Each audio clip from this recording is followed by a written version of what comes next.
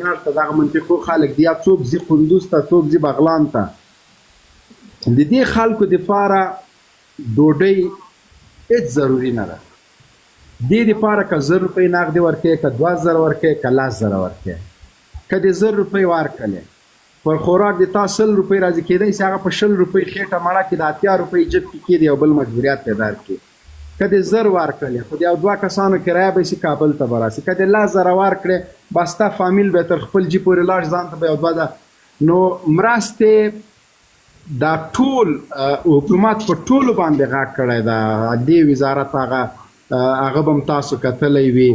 مکتوب چې و هغه شو چې د کور کرایې مه زیاتوئ،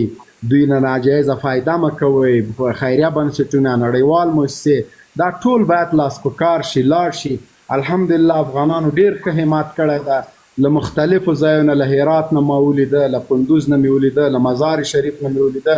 له مختلفو ځایونو چې افغان تجاران یا خپله یا د دوی نمایندګان دا راغلي دي، هلته خلکو سره کومکونه کوي. څوک کمبله ورکوي، څوک خیمه ورکوي، څوک بړستن ورکوي، څوک نغدې ورکوي، څوک خواړه ورکوي. خو هغه ترتیب ډېر منظم دی. یعنې ته تورخم ته که لاړ شې پاچا صاحب، داسې فکر نه کوې چې دلته لا خو نه کډوال راباسي، دا څنګه راواوړي موټرو کې کینی کیمپونو ته یې وړي تقسیموي. دا بایومټریک د دې کېږي، دوی پوښتنه کېږي، دوی ټول ترتیب دغه روان ده. نو بله خبره مې دا کوله چې بیا د قندهار د خوا د بولدک لخوا چې کوم کډوال راځي، هلته افغان تجاران لکه یو تجار ده چې د ورځې 10000 کسانو ته د ډوډۍ ترتیب برابر کړی ده، که د ورځې 15000 ته، خو خدای مې دروغجن کوي نه. او د دوی دپاره د راتلونکي دپاره د مځکو د تقسیم په خپل امیرالمؤمنین شیخ صاحب امر کړی د مهاجرینو وزارت ته، نورو ټولو ارګانونو ته، چې دفعتاً افغان مهاجرینو ته په ټولو ولایتونو کې چې هر ولایت پورې دوی مربوط دي، د دوی دپاره جدي شهرکونه په نظر کې. ماشاءالله، دا مهمه خبره ده.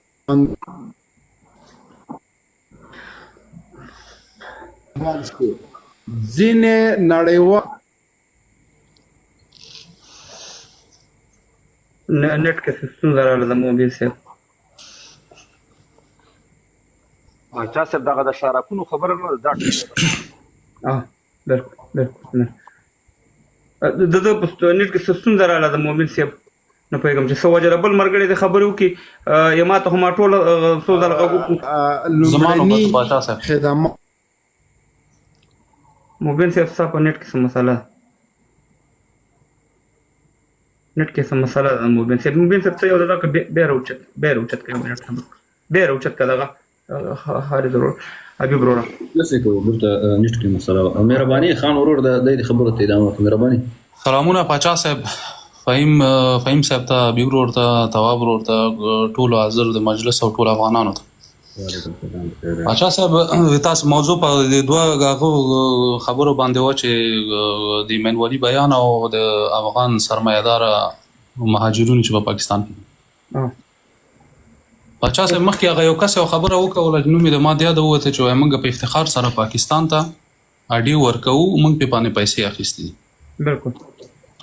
پاچا صاحب په ټول د دومره کلونو کې همیشه موږ افغانانو باندې دوی تجارت کړی دی، د دوی نه موږ هېڅ ګیله نه لرو. ګیله د موږ کېږي د هغه چا نه. ما پرون یو ویډیو ولیدله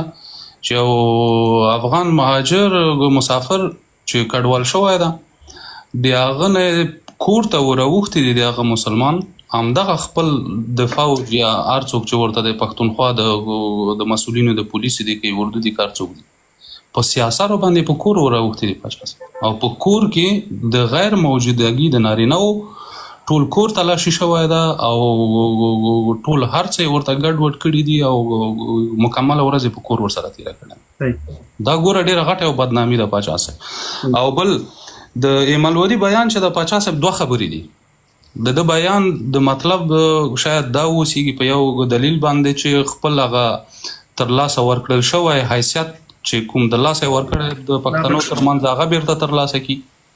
او دوم دا چې که چېرته دا بیان په واقعیت سره رښتینی وي، بیا د افغان په صفت باندې ملاتړ په دې خاطر پکار ده چې د هر افغان هیله او آرزو همدغه شی ده چې لر او بر یو وطن او یو افغانستان وګرځي، یو لوی افغانستان جوړ شي. او اوسني سرمایه‌داران چې په پاکستان کې د آخري خبره کوم پاچا صاحب چې باید وخت د ننګ ده، ننګ د غیرت ده، د غیرت وخت ده په خپل افغان او د خپل په افغانستان باندې د ننګ وخت ده چې باید ژمن شي خپل وطن او د خپل افغانانو ته. او زه په دې سرمایدارانو کې اکثرت خو نه خو بعضې پکې پیژنم چې والا د ګلخانانو نه ډېر زیات ژمن دي پاکستان ته. دا نه موږ خپل افغانان سرمایداران اکثریت. نو غږ په باندې دا کوو چې ننګ وکوي په خپل افغانیت، په خپل ملت باندې، په خپله خاوره باندې. باید چې هر دلیل باندې کیږي راشي بیرته خپل وطن ته راوګرځېږي او د خپل د وطن د پرمختګ جوګه وګرځېږي. جنرال صاحب ته سلامونه کوم، ډېره زیات مومن صاحب تاسو ویل چې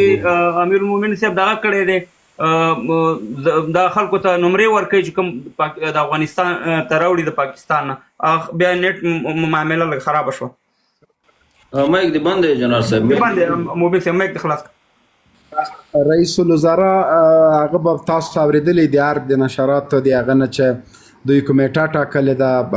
ټولو ولایتونو پر رئیسانو باندې مهاجرینو غږ کړی چې زر تر زره لاس په کار شي او زر تر زره د دې خلکو غم وخوړل شي. ځکه یو خو دغه هوا چې د یخو ولایتو دغه بیا وروسته نه دوی کور جوړولی سي نه کوټې جوړولی سي او بعضې ولایتونو کې هغه ګرمي وي زیاته، نو په دغه وجه باندې هغه کار ډېر په جدي توګه باندې روان ده او دا د دوی حق ده. افغانستان کې دولتي مځکې نه دی، ما دی نه دی، تا دی نه دی، بل چا، دا د هغه مستحقو افغانانو حق ده او په همدغه رقم موږ کولی شو چې هېواد آباد کړو. نو د مهاجرینو د پروسې د شفافیت په خاطر باندې بل همدغه پیژندل شوي خلک دي. همالته په تورخم کې چې کوم ټوکن دوی ته ورکول کېږي دا صرف د همدغه دپاره ده چې په راتلونکي کې هر خدمت د مهاجرینو کېږي نو دغه ټوکن په اساس باندې به کېږي. بل موږ ډېرې لوی دښتې لرو، لوی ځایونه لرو، خدای پاک ډېر لوی وطن را کړی ده. یو څه وخت به دلته یي بیا چې کله موږ پیورغر وهل هماغه خپلو مینو ته به بیا بېرته لاړ سي، مشکل نشته. کورونه څوک ته وړلی نه سي، په والله که دوی پکې واوسېدل ده. مومن صاحب یو خبره ده چې مرحوم حلیل الدین حقاني صاحب چې کله د مهاجرینو وزیر یعنی فرق نه ښکاري، هغې وخت کې د افغانانو راتګ ډېر په شدت سره و، هغې وخت کې دا خدمت ډېر داسې منظم طریقې سره، اوس هغه شان دی نه دی لکه څنګه چې د هغې په وخت کې. زما یو شي ته فکر نو تاسو هغه خو یو بې جوړې یو خادم یو فقیر انسان و. هغه وسم یعنی که موږ سترګې پټې نه کړو هغه وخت چې کله افغانان راتلل یو خو یخ را روانو، دویم ډېر په بل رقم حالت هلته، خو اوس نظم او ډیسپلین چې دا ډېر الحمدلله ښه ده. که د سرې میاشتې او د صلیبي سرخ او د نورو ارګانونو خپله د مهاجرینو د وزارت او د دفاع وزارت، د کورنیو چارو وزارت او دا د ټولو هماهنګي وګورې، خدمات یې وګورې، نو سړی بیا په دې باندې فکر کولی. بل ډېر ښه اشعار هلته لیکل سوي دي. پاچا صاحب چې راسي او په دې اشعارو د سترګې ولګېږي زړه دې یخ شي. افغانستان ته په خیر راغلی، افغانستان د هیچ چا یو روپۍ هم قرضداری نه ده، خپل وطن ګل وطن دومره خوند کوي. زه هم که یو سړی له هغه چې راځي لا به دلته یو چا پوښتنه کړې چې یوټیوبران او دا بعضې خلک هلته نه پرېږدي. ما خو دا شی کله نه دی لیدلی، خو بعضې خلک د خپل هغه دپاره ډېر نامناسبه خبرې کوي، داسې عجیبه پوښتنې کوي چې هغه افغان مهاجرینو زړونه ماتېږي. د په خیر راغلاست، په کور دې هلته پاتې سو، جای دې پاتې سو، پیسې دې پاتې سوې، یو سړی پښیمانه کوه مه، کور دې په تندر ولګېږه، پیسې دې په تندر ولګېږه، ته د ما عزت یې، د ما ورور یې، راسه نر غوندې راسه، افغانستان دې په خدمت کې ده، د ما د خولې مړۍ در سره نیمومه. همداسې وروره خو دا نورو په خپلو افغانانو غږ وکړي، د خلکو سره ګزاره وکړي، دا څه معنا لري؟ کور دې پاتې سو، دا دې پاتې سو. باچا صاحب نورالدین صاحب نه یو بله پوښتنه مې کوله په ډېرې بښنې سره. هلته وایي یو د افغانستان اوسني نظام یو کمیټه هلته ګمارلې ده او بیا پرمیم جوړې کړي دي چې د چا کورونه یا دوکانونه یا کاروبار هلته دوی کولی شي چې هغه ټول پکې ورسوي او هغه د دوی کوم جایداد یا کور هغه هېڅکله د لاسه نه ځي او دوی ته یعنې له هغه نه څارنه کېږي. دا یو ښه اقدام دی که چېرته وي. ورزو د دې دپاره چې ادرسونه یې معلوم وي چې د هر سړی بیرته واولو. موبیل صاحب مخکې دا سوال ما وکړو، اوس په اروپا یا په خارج کې میشته افغانانو ته څه خدمت وکړي، څه داسې دغه دي چې هغې په دغه سخت وخت کې د خپلو افغانانو وروڼو سره وکړي، ځکه چې دا زموږ باندې حق دی باید د خپلې خولې قپ ورسره نیمې کړو نو داسې ضرورت شته دی فی الحال که نشته دی که وي هم ما خو مخکې ویلې چې زه خو خپله تیار یم هغه بلکل چې زما ضرورت وي بحیثیت یو افغان په ما باندې د وطن د دغه افغانانو حق دی نو تاسې د خولې نه اورېدل غواړو ځکه ډېر افغانان ما نه پوښتنه کوي بیا خدای شته چې دا هم راته وایي چې موبیل صاحب سره نور سره رابطه وکړه چې په تورخم کې که داسې ضرورت یې زموږ مرستې ته نو موږ تیار یو ماده یو خدای تعالی د افغانان په ټوله نړۍ کې ښه د آباد او بریالي لري یقیني که روژه ده که اختر ده که قرباني ده که سیلاب ده که زلزله ده افغانانو خپل خلک له یاده نه دي ویستلي دا نن هم تقریبا د 4-5 کسانو موږ سره د تورخم په اړه باندې مرسته کړې ده هغوی ته ما ویلي وروره چې نه سبا زه تللی سم تورخم ته او نه بل سبا تللی سم د هفتې په ورځ یا د یکشنبې په ورځ هم د تاسو امانت به زه هغوی ته ورورسوم هغې ویلې مشکل نشته داسې دا پاچا صاحب چې والله زه په دغه افغانانو کې چې له هېواده بهر دي په خورئ زه شرمېږم چې دوی باندې غږ کوم ځکه هر وخت دوی د افغانانو تر څنګ درېدلی ده هر وخت مرسته کړې هر وخت خپل همت کړی ده هر وخت هیڅ وخت دریغ نه ده کړی دا د بغلان سیلاب سې راغلی و پاچا صاحب محترم ماته یو چا 4,200 که 4,500 ایرو رالېږلې وې بیا 19 رالېږلی او 80 کسانو په دې مرسته کې کومک کړی ته باور په خدای وکړه 10 ایرو پکې وې 20 ایرو پکې وې 50 ایرو پکې وې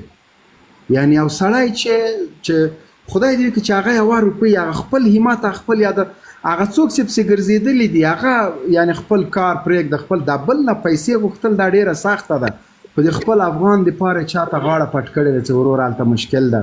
د هرات په زلزله کې همداسې ما داسې دوستان ولیدل چې هغوی 50 روپۍ رالېږلې وای دا ډېرې کمې دي ما وروره دا د 50 میلیونه د خپل افغان خو د یاد کړه یعنی زه د دوی احساس ته د دوی هغه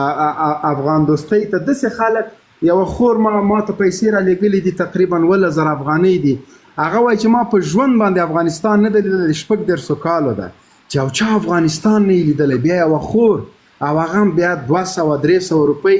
دا د خپل هغه د خپل نفس نه د خپل خېټې نه هغه مړۍ رانیمه کړي او هغه درته راولېږي چې وروره دا زما افغانانو ته ورکړه یعنی زه په دوی باندې والله زه دوی نه شرمېږم یعنی دومره همت دې خلکو کړی په هر وخت کې کړی ده چې زه ورته حیران پاتې شوی یم نو خدای تعالی د دوی د خلکو له دعاګانو نه باسي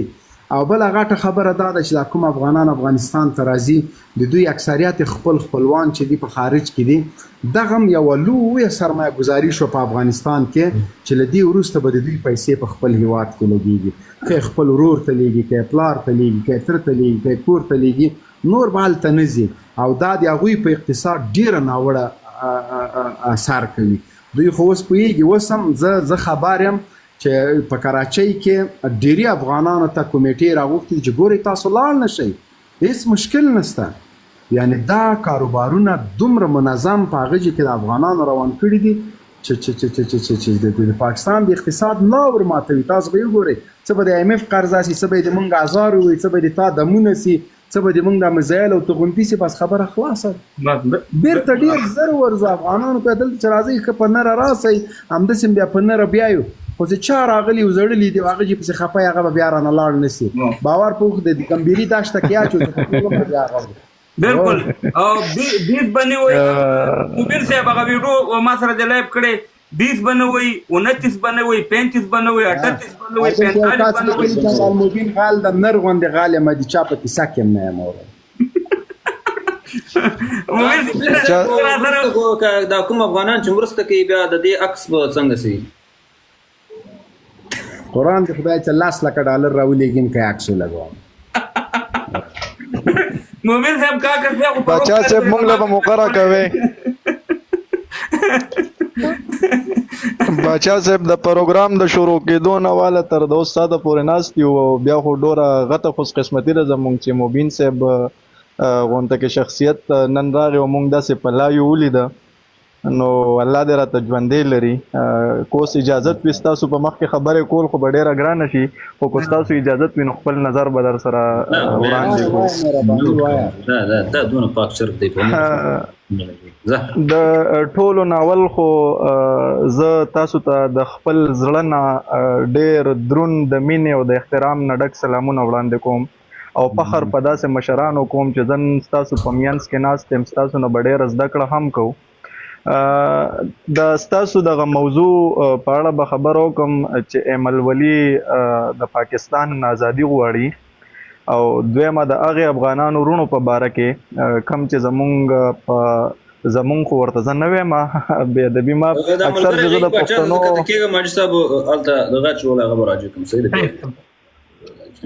قربان اول خو چې زه کله هم چېرته د پښتنو په براډ کې د پښتون او د افغان خبره کوم نو ماته د ټولو ناول خلک خور مور کنځي وي تا جنډه د پی ټي آی لګولې ده خبرې د پښتنو کې نو که زما په خبره باندې ستاسو اورېدونکي یا دغه لاندې لاس خلک خفه کېږي نو هغې نه به زه بخښنه غواړم خو خبره به حق کوو ځکه چې د قیامت په ورځ به زه الله له خپل جواب ورکوم تاسو به خپل جواب ورکوم زه به تا ته یو خبره وکړم ښه دا موربین صاحب دا که څوک ګوره دا د عمران خان خور ده او دا افغانانو ته دا ګوره دا د عمران خان خور ده نن د عمران خان د خور څه حالت دی هغه عمران خان چې پاکستان خدمتونه کړي نو خبره دا ده چې وروره که عمران خان دی که ته یو که بل یو ټول د دې پاکستان د ظلمونو ښکار شوي او دغه افغانان او څوک چې تا ته دغه کوي ورور هغه پوهېږي نه په سیاست باندې په خبرو باندې موږ همیشه داسې کوو چې د عمران خان یو بیان دوه رالو هغه دغه کوو همدغه عمران خان بیان په 2010 کې په انډیا کې او که په کوم ځای کې ولته ورکړی د انډیا چینل ته ویلې چې د افغانستان سلوشن چې دی یعنې د حل لاره چې دغه د جنګ لاره نه ده افغانان باید خبرو د لارې دا مسله حل کړي زموږ افغانان ولې هغه بیان نه رالي که نه نو خبره دا ده چې هغې پسې مه ګرځه وروره مهرباني ها نو خبره به د خپل موضوع له به راشو باچا صاحب چې ایمل ولی د پاکستان نه ازادي غواړي نو ایمل ولی د پاکستان نه سره کم ته ازادي غواړي د ځان ته وطن جوړول غواړي که د لوی افغانستان جوړول غواړي که چېرې د سوچ او د فکر د خبرې د کردار برابر وي نو مونږ به ورپسې څنګ په څنګ ولاړ یو که چېرې دی مونږ ته لوی افغانستان جوړوي نو مونږ به خپلې وینې خپل جسمونه خپل مالی هر یو څیز به مونږ دوی ته پیش کوو ځکه چې دغه جنگ به بیا زمونږ د پښتنو جنگ وي دغه جنگ به زمونږ د لوی افغانستان جنگ وي نو په هغې کې زمونږ ډېر داسې وروڼه د ګیلمن غونته کې لاړل داسې بلها مشران زمونږ چې په دغې دپاره لاړل نو زمونږ دا سرونه بیا هم د دغې نه قربان چې کومه ایمل ولی خبره کوي خو خبره دا د باچا صاحب چې دلته کې بدقسمتي زمونږ څه د زمونږ د کوزې پښتونخوا د سیاسي مشرانو که هغه د ان پی مشران دي که هغه موجوده د پی ټی آی مشران دي که هغه د قومي وطن پارټۍ د آفتاب شیرپو ګروپ که هغه محمود خان اچکزی چې که څومره مشران زمونږ دې ټیم کې مونږ په ماضي کې هم ټاکلي دي موجوده هم دي نو دا صرف مونږ سره هغه کوي چې تر د اوټه پورې زمونږ دپاره خبر هم کوي تر د اوټه پورې دوی زمونږ دپاره جګړه هم کوي تر د اوټه پورې دوی زمونږ دپاره تاڼه تحصیل هم کوي تر د اوټه پورې دوی زمونږ د هسپتال کې د غم خادی او د دعاګانو تپوسونه هم کوي خو چې کله دوی ته دغه شیان میلو شي بچا صاحب نو د دوی لارې زمونږ نه جدا شي بیا همدغه زمونږ مشران رالګي او الټه چې کم دی مونږ پې وژني ځکه چې دغې ته دا کمې ډالرې د افغانستان په سر باندې تاسو وایئ چې پاکستان اخلي دغه ډالرې زمونږ په سره مغشتې دي دغه کم افغانان وروڼو چې نن ستاسو طرف ته در روان دي نو هغوی خو خوش قسمته دي هغوی خو خپل وطن ته لاړل هغوی خو ښه په ازاد او ښه په خوشحالۍ به خپل ژوند تېروي د مبین صاحب خبره چې قرضداري خو به نه که نه خواره خواري زمونږ ده بدقسمتي زمونږ د چې مونږ به څه کوو مونږ به کم خوځو مونږ خو دغه ځای کې خو زمونږ ژوند دی نو که چېرې د ایمل ولی بیان د هغه د کردار برابر وي باچا صاحب نو د ټولو نه اول سب کې به ورسره زه ولاړ یم دویم راځو هغه افغانانو وروڼو له کم افغانان رونه چې زمونږ په پاکستان کې سرمایدار دي، کم افغانان رونه چې په غټه غټه سطح باندې که زه تاسو ته ووایم باچا صاحب، نو زمونږ په طرفونو باندې چې د ټولو نه غټ روزګاریان دي نو هغه د افغانستان تاجر دي. هغې کې چې کوم دی که مونږ په مارکیټ کې وګورو، که هغه مونږ په پراپرټۍ کې وګورو، که هغه مونږ نور داسې زما خپله د خوست ملګري دي هغوی میکسیمم پر منت چې کوم دی د 7-8 کروڑو پاکستانو چې کوم دی د افغانستان نه د کویلې روزګار کوي. نو که دغه رونه یا دغه کم رونه چې دغلته دي که دا چرته افغانستان ته راشي نو د افغانستان حالت پخه شي. د مبین صاحب خبره وکړه، مبین صاحب که ایمه په وی او کنه دا درته قسم کوم چې زمونږ د افغانانو د ازار نه دی، دا چې چا پسې شوی دی نو بس امریکې ته ګوره څنګه په منډه روانه و دوړې خطې په شیم نه کتل. دا د افغانانو دردونه دي، دا د افغانانو ازار دی. او زه به دغه رونو ته عاجزانه ریکویسټ وکړم چې تاسو کو چرې د دغه خپل وطن سوچ کوئ، تاسو د دغه خپلو دردیدونکو افغانانو سره ودرېږئ، نو دغه خپل کم چې تاسو په دې وطن کې انویسټمنټ کړی دی دغه خپل وطن ته یوسئ. او بیا به زه په تلو کې د مبین صاحب ته هم یو ریکویسټ وکړم، مونږ ته خو افغانستان مو نه دی لیدلی، الله دې وکړي چې مونږ افغانستان ووینو، دغه زمونږ کور دی، په زړه م ډېر غټ ارمان دی چې هغه به هم ورځ وي. د الله نه چې اکثر سوال کوو نو دغه سوال کوو یا الله تر هغې ورځې پورې اسرائیل سره زمونږ ملاقات مه کړې چې تر څو مونږ د افغانستان خوره نه وي لیدلی، د افغانستان خوره مو نه وي ښکل کړی. مبین صاحب ته به دغه یو عاجزانه ریکویسټ وکړم چې مبین صاحب دغه کم خلک چې دغه وطنونو کې دي او هغوی افغانستان ته د نه راتلو کم وجوهات لري، چېرې موږ افغانستان ته په کومو وجې نه ځو، نو تاسو دغه وختي چې کوم نظام دی دغه نظام له پکار دی چې د هغوی هغه مسایل حل کړي، د هغوی هغه ستونزې حل کړي چې د کومو ستونزو د وجې هغوی خپل انویسټمنټ د افغانستان د وطن نه بهر وړلی. ځکه چې دغه ستاسو ورونه دي، مونږ هم ستاسو ورونه یو، دغه هم ستاسو ورونه یو، خو که چېرته داسې وشي چې د هغوی کوم مشکلات وي د هغوی په اړه باندې او هغه په حقیقي معنی کې د افغانستان نه وي، نو پکار ده چې د افغانستان موجوده نظام د دوی هغه مشکلات حل کړي، که هغه د مکتبونو په حساب دي او هغه نور داسې فیسیلیټیز وي چې هغې دپاره هغه د هغوی وړ وي، هغوی ته پکار وي، ضرورتمند وي، نو پکار ده چې هغه مسایل ورته تاسو حل کړئ. عمادالله زه به تا ته یو خبره وکړم، تا مخکې یو دغه وکړه چې موږ به چېرته ځو، ته د خپل پلار نیکه وطن لري او هغه د آزاد افغانستان، لوی افغانستان. څنګه چې په افغانستان زما حق دی، زه لاړم کابل ته، ننګرهار ته لاړم او په افغانستان کې وګرځېدم، همداسې ستا د پلار نیکه وطن دی، زما او ستا د یخته عمره فرق نشته دی. او تا به لیدلي ویډیوګانو کې چې کوم زموږ د مقبوضه افغانستان پښتونخوا نه پښتانه راغلي څنګه عزت په افغانستان کې شوی، ټول افغانستان نظام ټول افغانان ستاسې په خدمت کې دي. خدای دې په تا هغه وخت نه راولي، خدای موږ او تاسو ته لوی افغانستان وښیي چې ته په دې خپل کور کې وي او زه د کابل نه په موټر کې کېنم او پېښور کې کوشم. دغه یو ماته په دې لایب کې چا دغه راولېږل چې دغه د مبین صاحب چې اسلامي اماراتو جاري کړی دی چې خلکو ته نمرې ورکړي، دا ویډیو دغه مو درباندې السلام علیکم د ګروپونو بلو سار مو د خیرات ښه جوړ یاستئ، بخیر یاستئ. دغه د کندوز د ولایت نو دغه مځکې د امارت اسلامي د خوا ورکول کېږي مهاجرینو ته، که ایسیسي کاټي که پی یو آر کاټي، کاټو په ټکاپیانې ورسره چې د امیر کور دی کوم په تورخم چې اوړي یا پر بولدک باندې اوړي هغه پارچې د مهاجرین ورسره. صحیح ده. دا یعنې هغه د مبین صاحب د خبرې تصدیق دلته راغی چې دغه هم دی اعلان ده. رحماني صاحب نمبر دی که چا نمبر دی اماد ورځ به تا ښکته کوم بل ملګری به راولم، ډېره مننه، قربان مهرباني. نمبر د چا دی دغه؟ بالکل زما نوبت دی ښاغلی. السلام علیکم ورحمت الله وبرکاتو. ښاغلی قدرمن پاچا کموال صاحب محترم، تا